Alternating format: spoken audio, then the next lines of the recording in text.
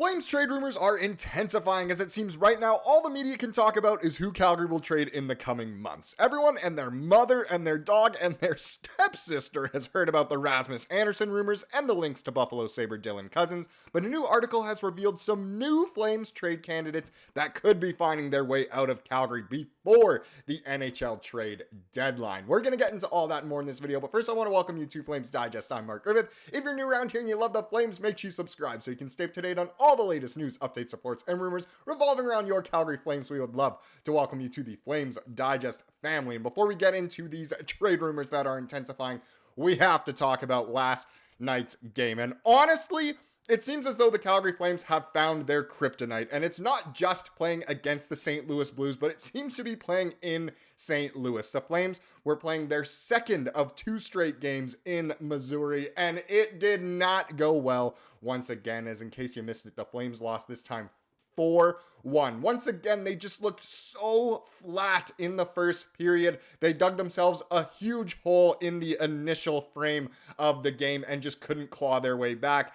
In the end, you know, the stats looked like it was a pretty even game, but the Flames were chasing the game pretty much the entire game. And they honestly, once again, did not deserve to win. They did not look like a playoff team against a team that they are in the playoff race against. Those are two huge games to drop, and it just really is unfortunate that that's the way it went. If we take a look at the box score, once again, Dustin Wolf, you know, not the best game, and this hurts his case for the Calder as again, you can't blame the loss on the goaltender here, but that is just not a great stat line at the end of the day. You know, 4 goals against on 29 shots for the 407 goals against average and an 862 save percentage, which is just too bad. Not one of his best performances, which is too bad. And that just literally means that he wasn't able to steal some of those goals away from the Blues, but an unfortunate one there for him. If we get into the men who got on the score sheet, Sharangovich scored, which is, you know, always a positive. And a bigger positive is that Pelche and Cairns remain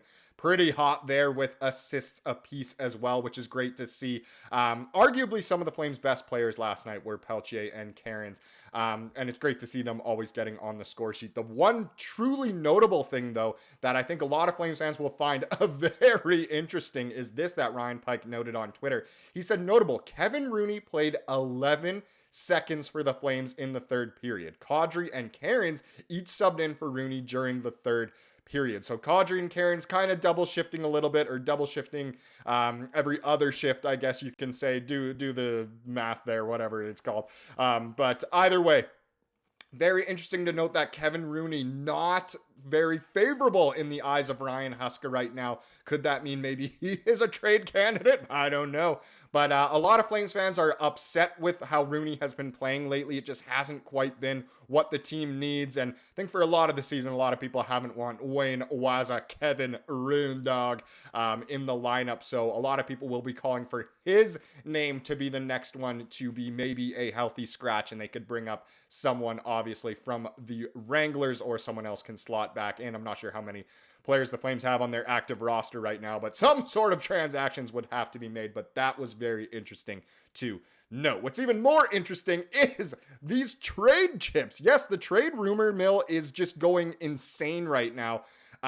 If you literally look up, you know, Calgary Flames news, it seems as though almost all the articles these days are about trade rumors, whether it's who the Flames can trade away, especially Rasmus Andersson. There's tons about Kadri. We've even seen some about other players. I mean, obviously Vladar, as you can see right there. But there's also, of course, who the Flames can acquire. I recently saw an article about some players from the Bruins the Flames can go after. Of course, Dylan Cozens. But we're going to be taking a look at this article from Colton Pankale.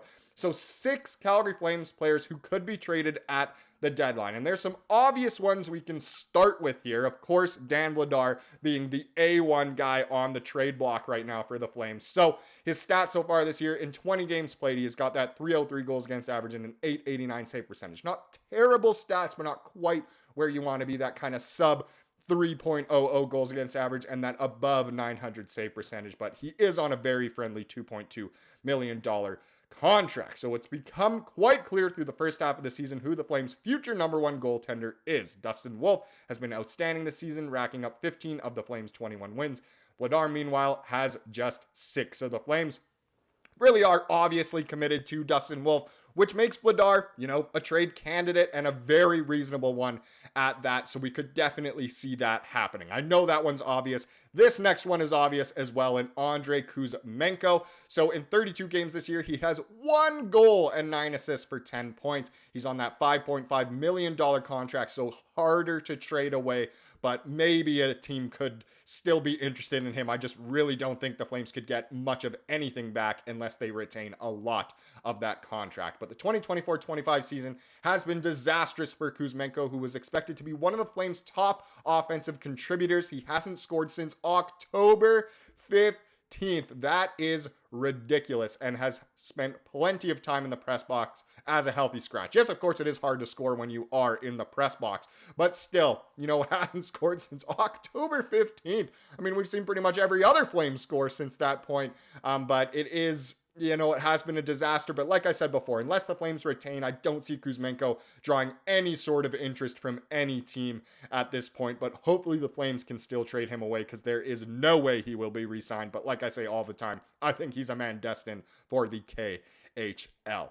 Now let's get into some of the more interesting ones, maybe some newer names surfacing on the trade market here, and let's start with Kevin Rooney. We talked about him before, only played 11 seconds in the third period last night, and he's also the man in the thumbnail, of course, so you knew he was going to be appearing here. So could he be a trade candidate here and a good trade chip for the Flames? So 35 games played this year. He's got 3 goals and 1 assist for 4 points. He's on a $1.3 million contract, so easily tradable. He's a pending UFA as well.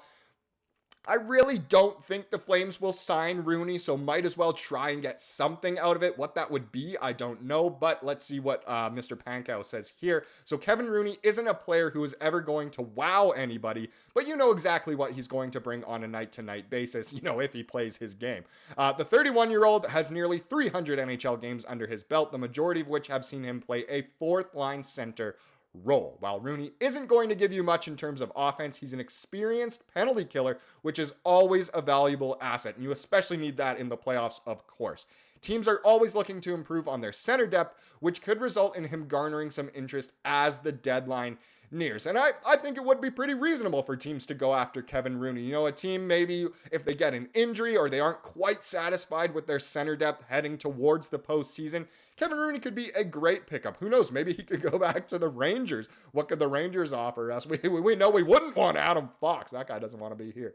But either way, Kevin Rooney, that is a very interesting one. That's why these, trade rumors are intensifying a little bit, because we're seeing more and more players from the Flames roster being named in some of these articles in the media. Now, if we get into the next one here, it is Joel Hanley. So in 18 games this year, he's got 1 assist and the 1 point.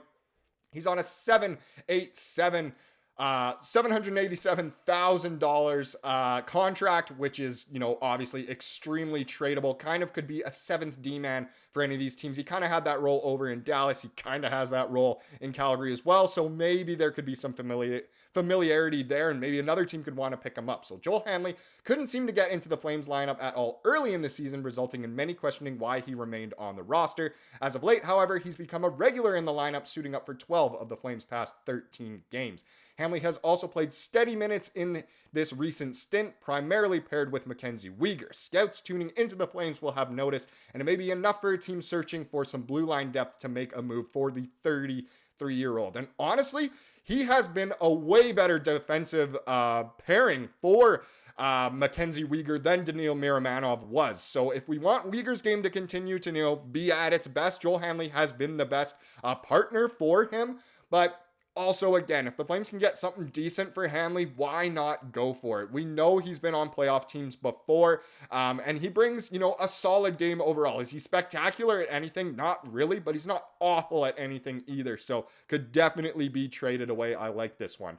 Let's get into Tyson Barrie. That's another man who I've seen his name come up and surface in a lot of articles lately, and it seems like a lot of people in the media obviously love to stir up some stuff, stir controversy especially, but I've seen so many Barrie back to Toronto rumors. I'm sorry, the Maple Leafs do not want Tyson Barrie back, and I don't even know if Barrie would want to go to Toronto because he'd be in the same situation. If he can't get minutes for the Flames, I don't think he's getting minutes for the Leafs. But anyway, let's get into him so far this year. So in 9 games, he has 1 goal and 1 assist for just the 2 points and a $1.25 million contract. Again, easily tradable, and he is just in that purgatory right now where he is playing pretty much zero meaningful hockey, which sucks. I know he was a guy on a PTO, but still, it's just not the best. So the end of the road is nearing for Tyson Barrie, who joined the Flames on a PTO before inking a 1-year deal. It hasn't gone as he would have liked, as he's been a healthy scratch in all but 9 games this season. While Barrie is no longer the player he once was,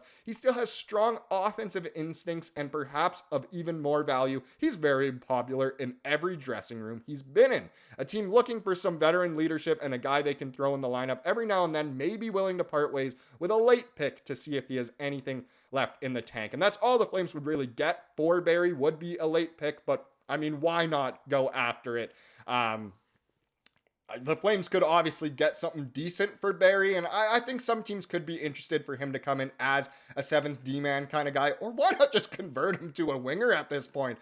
I mean, if the best part of his game is really offense, I mean, why not stick him up there?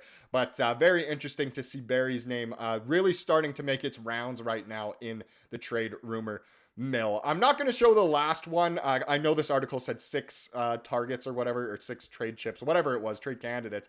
But the last one was Rasmus Andersson. And we've talked about him so much, and he's not going anywhere. I really don't think he is unless the Flames are offered literally a boatload for him. So we won't even mention Rasmus Andersson any further than that. What we will mention, though, is the comment of the day, because that is what we love to do here on the channel to wrap things up. And this comment was good here, especially with what I just said. And it comes from a Trayson.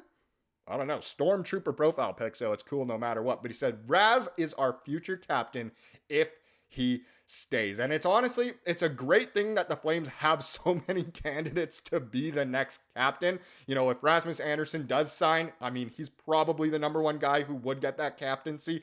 If not, there's MacKenzie Weegar. There's even guys like Kadri who are still under contract. You can go down the list, Huberdeau, Coleman. But it's a good thing to have so many candidates for the captaincy after the Flames didn't obviously have a captain for a little while before Backlund was named the captain. So it's a good thing to have a lot of guys in the mix. And it certainly looks as though Raz could be the front runner if he stays. Thank you so much for watching this video. Please subscribe like you saw here today and have a wonderful rest of your day.